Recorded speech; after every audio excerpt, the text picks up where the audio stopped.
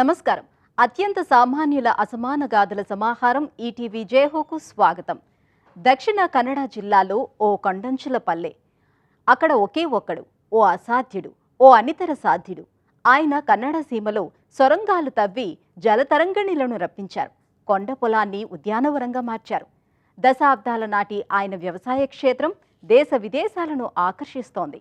దిగివచ్చిన హరివిల్లుల పెద్ద పళ్ళుతో ఆకర్షణను రెట్టింపు చేసే బెంగాలీ పెళ్లిపట్టు చీర బాలూచరి చీర ఓ చేనేత ప్రేమికుడి కళాసృజన అద్దుకుని ఆధునిక బెంగాలీ చేనేతకు జయపతాకగా మారింది.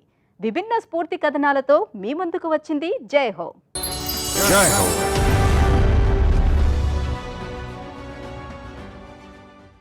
అతడి పేరు అమ్మై మహాలింగ నాయక్. ఊరు కర్ణాటక రాష్ట్రం దక్షిణ కన్నడ జిల్లా ఆధింక. యజమాని రాసిచ్చిన కొండ పొలాన్ని కళ్లకు అద్దుకొని తీసుకున్నాడు. ఎడారి లాంటి కొండ చేను అది. చుక్క నీరు లేదు. కానీ మహాలింగ నాయక్ ఆశలింకిపోలేదు. ఓ మహాసంకల్పము ముందుకు నడిపించింది. ఒకే ఒక్కడు 3 ఏళ్ల పాటు స్వేదం చిందించి సొరంగాలు తవ్వారు. పెళ్లుపికిన జలధారలతో ఉద్యాన పంటలు సాగు చేస్తున్నారు. దశాబ్దాల అతడి కలల క్షేత్రం నేటికి సందర్శకులను ఆకర్షిస్తోంది. మనసుంటే మార్గం ఉంటుందంటారు. కర్ణాటక ప్రజలు అపర భగీరథుడిగా భావిస్తున్న మహాలింగ నాయక్ మనసుంది, మహా సంకల్పమూ ఉంది. ఆద్యంక అనే ఓ చిన్న గ్రామం సమీపాన ఆయన బంజరు భూమిని ఉద్యాన పంటల క్షేత్రంగా తీర్చిదిద్దారు. ఈ స్ఫూర్తిదాయక కథ వెనుక అతడి అనుభవం, అచంచల విశ్వాసం, సత్సంకల్పం ఉన్నాయి. ఆయన్ని స్థానికులు మంగళూరు మాంత్రికుడని, అద్భుత వ్యక్తి అని పిలుస్తున్నారు.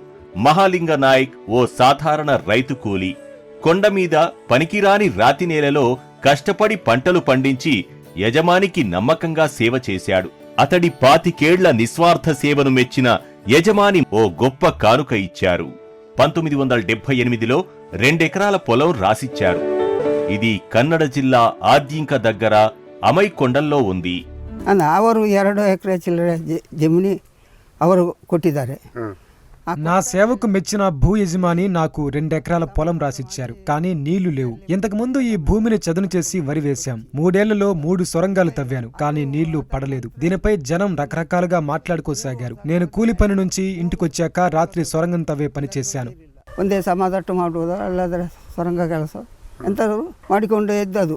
ఎలాగైతేనేం మహాలింగ నాయక్ కల నెరవేరింది. పొలమిచ్చారు సరే, జలమేది? నాయక్లో ఒకంత నిరాశ. నేల నుంచి నీటినెలా తేవాలన్న ప్రశ్న తొలిచింది. బావి తవ్వుదామంటే ఆర్థిక స్తోమత లేదు. కాని అదో రాతి నేల, చెట్లు పెరిగే వాతావరణం ఆశాజనకంగా లేదు. అప్పుడో అద్భుత ఆలోచన తట్టింది. సంప్రదాయ సొరంగ మార్గ పద్ధతి ద్వారా నీటిని పైకి తేవాలని ఆయన నిశ్చయించారు. ఒకే ఒక్కడు, గుండె బలం ఎక్కువ. కండబలంతో కొండకు 5 సొరంగాలు తవ్వారు. ప్రయత్నాలు వృథా అయినా ఆశలకు నీళ్లు దులుకోలేదు. పట్టువదలక 6వ సొరంగం తవ్వారు. అద్భుతం జరిగింది. శిలలు ద్రవీభవించినట్లు అతడి కృషికి పర్వతం చెమ్మగిల్లింది. కష్టానికి కానుకగా ధారాళంగా నీళ్లిచ్చింది.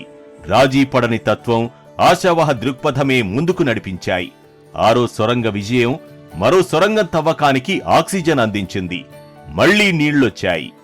ಆಗ ಎಲ್ಲರೂ ಹೇಳಿದೆ ಮತ್ತೆ ಇಲ್ಲಿ ಪೈಲಾಗಿದೆ ಇಲ್ಲಿ బావి తవ్వితే అది వృధా ప్రయాసే అయ్యింది. అప్పుడు నేను కొండ మీదకెళ్లి సొరంగం తవ్వేందుకు యత్నించాను. ఆ ప్రయత్నము విఫలమైంది. అందరూ నన్ను ఆట పట్టించారు. పట్టుదలతో మరో సొరంగం తవ్వాను. 27 మీటర్లు తవ్విన తర్వాత నీళ్లు నా తల మీద పడ్డాయి. అప్పుడు ఆశలు చిగురించాయి. నేను మరో 3 మీటర్లు తొలిచాను. 27 మీటర్ల నుంచి 72 మీటర్ల వరకు సాగింది. 5 మీటర్ ಹೋಗುವಾಗ ನೀರು ಸಿಕ್ಕಿತ್ತು.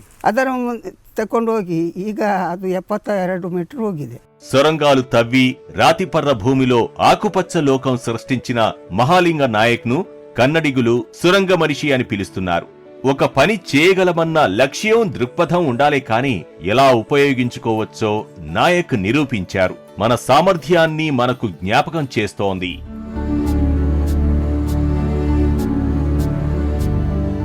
ಸಣ್ಣ ಇಪ್ಪಾಗ ಬೇರೆ ಕಡೆ ಸೊರಂಗ తెగవగా నా చిన్నప్పుడు నేను సొరంగం నుంచి మట్టి బురద తీసే పనికెళ్ళాను. ఒకసారి బావి తవ్వినప్పుడు నీళ్లు పడలేదు. అప్పుడు నాకు సొరంగం తవ్వాలన్న ఆలోచన వచ్చింది. 4-5 పర్యాయాలు విఫలమయ్యాక దేవుడు కరుణించి పైనున్న ఈ భూమి నుంచి నీళ్లిచ్చాడు. కొట్టదు మేలంద కొట్టిదాడు. మహాలింగ నాయక్ విజయం నమ్మలేని నిజం. మోటారు పంపు, సేంద్రియ వ్యవసాయోత్పత్తుల కోసం విద్యుత్ కానీ లేకుండా ఒక రాళ్లతో గోడ కట్టి చిన్న చెరువును సృష్టించాడు. తన కొండ పొలంలో 300 పోక చెట్లు, అనేక కొబ్బరి చెట్లు, అరటి చెట్లు ఉన్నాయి. మిరియాల తీగలు, కోకో చెట్లు పెంచుతున్నారు. ಭಟ್ರ ಮನೆಯಲ್ಲಿ ಕೂಲಿ ಕೆಲಸಕ್ಕೆ ಹೋಗಿದ್ದು. ಅಲ್ಲಿ ಒಕ್ಕಲಾಗಿ ಇದ್ದೆ ನಾನು.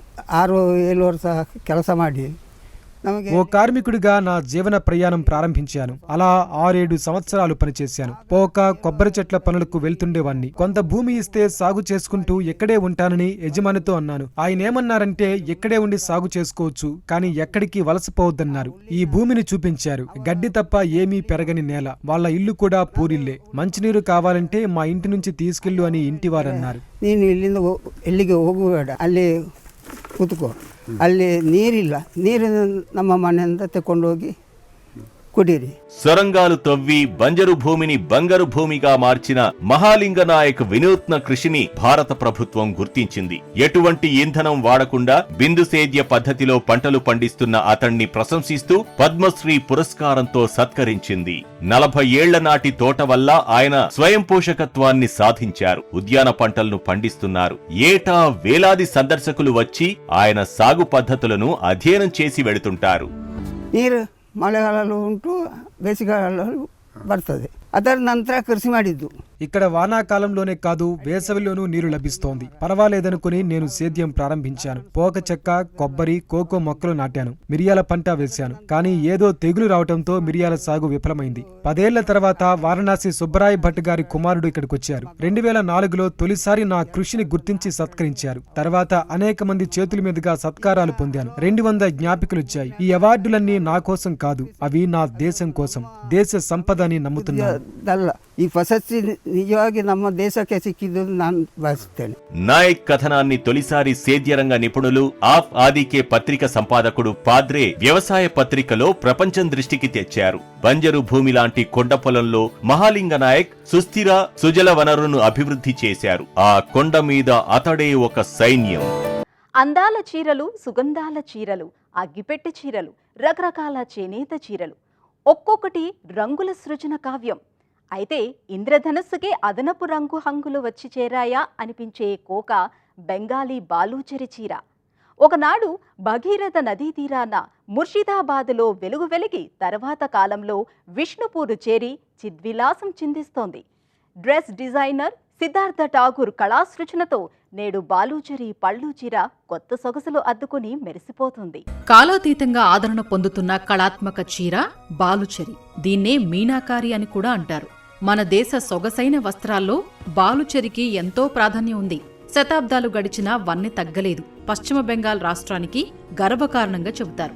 ముర్షిదాబాద్ దగ్గర భాగీరథి నదీ తీరంలో ఉన్న బాలుచరి గ్రామం పేరుతోనే అక్కడి చీరలు ప్రసిద్ధమయ్యాయి. సుసంపన్న సున్నితమైన చీర బాలుచరి. ఒకనాడు బెంగాల్ రాజధాని ముర్షిదాబాద్ దగ్గర ఉన్న గ్రామం. బెంగాల్ నవాబులకు ఈ వస్త్రశ్రేణి ప్రాణప్రదం. సతీమణులు ఈ చీరలు ధరించడం నవాబులకు ఇష్టం. అయితే ఓ పర్యాయం అనుకోని ఉపద్రవం వచ్చిపడింది. గంగా నదికి ఉపనది అయిన భాగీరథికి వరదలొచ్చి బాలుచరి గ్రామం మునిగిపోయింది. అక్కడి నుంచి నిపుణులైన చేనేత కార్మికులు విష్ణుపూర్ తదితర సురక్షిత ప్రాంతాలకు తరలివెళ్లారు. ఈ చేనేతను ఎలాగైనా కాపాడాలన్న లక్ష్యంతో డాక్టర్ సుబోధ్ ఠాగూర్ సంకల్పం నిరంతరం కృషి చేశారు. బాలుచరి చీరల్ని కేవలం వస్త్రాలుగానే చూడకూడదు. ఇవి చేతితో తయారు చేసే అద్భుత కళాఖండాలని చెప్పాలి. పశ్చిమ బెంగాల్ సగర్వంగా పరిచయం చేసుకునే చేనేత పట్టు చీర బాలుచరి. ప్రతి వేడుకలకు వారు వీటిని ధరించటం సంప్రదాయంగా వస్తోంది.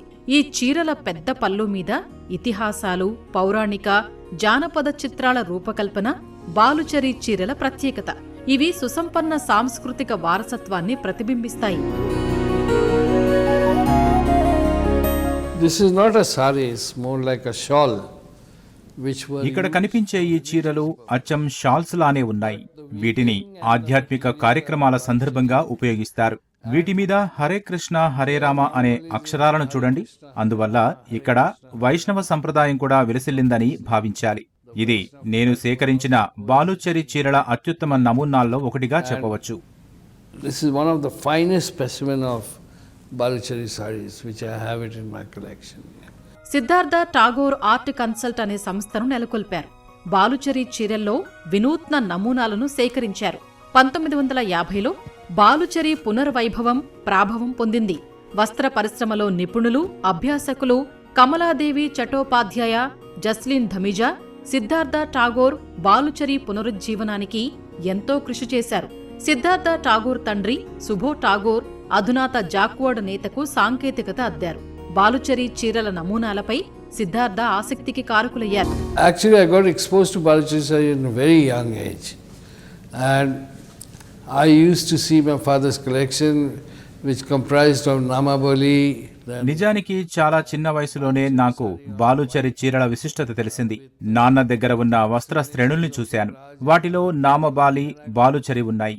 అవి దుబ్రాజ్ మరికొందరు ప్రసిద్ధ కళాకారుల సంతకంతో ఉండేవి. అనంతరం 1980 నుంచి 1995 దాకా ఒక పెద్ద శూన్యం ఏర్పడింది. నేను 2000 సంవత్సరం నుంచి బాలుచరి చీరలను మళ్లీ సేకరించటం ప్రారంభించాను. అప్పటికీ ఇప్పటికీ ఈ చీర ధర 20 రెట్లు పెరిగింది. వీటిని మల్బరీ పట్టుతో తయారు చేస్తారు. ఈ చీరలను ధరించేందుకు ఎప్పటికప్పుడు సిద్ధంగా ఉంచడం చాలా కష్టం. సిద్ధంగా ఉంచటం ఓ సవాలు లాంటిదే. Changing the folds of the sarees so that they don't develop a crack, and with limited funds and resource, I am unable to preserve them properly as it is done in the museum. బాలుచరి చీర తయారీకి ముందు కాగితం మీద నమూనా గీస్తారు. తర్వాత punch కార్డులో అమర్చుతారు. ఈ కార్డుల అమరిక వరుసగా ఉంటుంది. ఒకదానితో ఒకటి అనుసంధానిస్తారు. తర్వాత జాక్వర్డ్ మెషీన్లతో స్థిరంగా ఉంచుతారు. గతంలో జాలా పద్ధతి నుంచి జాక్వర్డ్కు రూపాంతరం చెందింది. జాక్వర్డ్ పద్ధతి ఎంతో సరళంగా వేగవంతమైనది. 2004-5 సంవత్సరాల మధ్య బాలుచరి చీరల వైభవం తగ్గింది. పరిశ్రమ నష్టాల్లో కూరుకుపోయింది. మూసివేతతో చేనేత పనివారు పేదలయ్యారు. ఇప్పుడు ఈ చీరల పరిశ్రమ కోలుకుంది. గతంలో కేవలం 400 నుంచి 450 మంది నేత కార్మికులే ఉండేవారు. ఇప్పుడు వీరి సంఖ్య 1200కు చేరింది. మరింత మంది వచ్చి చేరతారని, పరిశ్రమ పరిస్థితి మరింత ఆశాజనకంగా మారుతుందని భావిస్తున్నాం.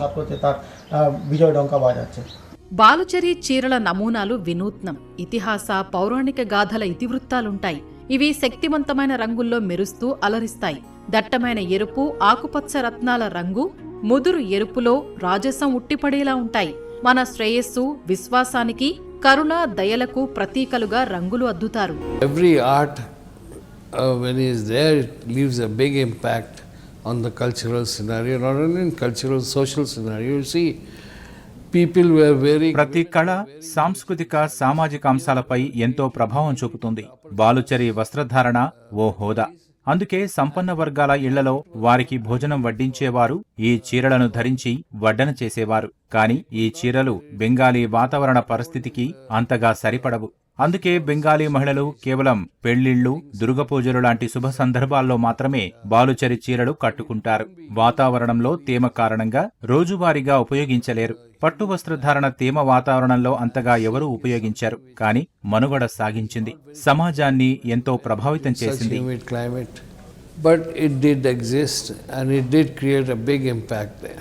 సంప్రదాయ స్వచ్ఛమైన పట్టుతో చేసిన బాలుచరి చీరలు విలాసవంతంగా ఉంటాయి, మెరిసిపోతుంటాయి. తయారీలో అత్యుత్తమ నాణ్యత, పనితనం కనపడుతుంది. పల్లు మీద రామాయణ, మహాభారత గాథల బొమ్మల్ని తీర్చిదిద్దిన పద్ధతి చూడాల్సిందే. తర్వాత కాలంలో రాజకుటుంబాల ఊరేగింపులు, వేడుకలు ఎంతో సంక్లిష్టమైన పువ్వుల నమూనాలను తీర్చిదిద్దుతున్నారు. ఈ చీరలు కళాత్మక వారసత్వ చిహ్నాలుగా నేడు ప్రపంచాన్నే ఆకర్షిస్తున్నాయి. ఆద్యంకలో ఏళ్ల తరబడి ఒకే ఒక్కడుగా శ్రమించి కొండను తొలిచి జలధారాలు ఒడిసిపట్టిన మహాలింగ నాయక్, బెంగాలు సుసంపన్న చేనేత వస్త్రకళ బాలుచరిని నేటి తరాలకు అందిస్తున్న సిద్ధార్థ ఠాగూర్ ఇద్దరూ వేర్వేరు రంగాల విశిష్టులు, విజేతలు. మరిన్ని కథనాలతో వచ్చే వారం జైహోలో మళ్లీ కలుద్దాం. నమస్కారం.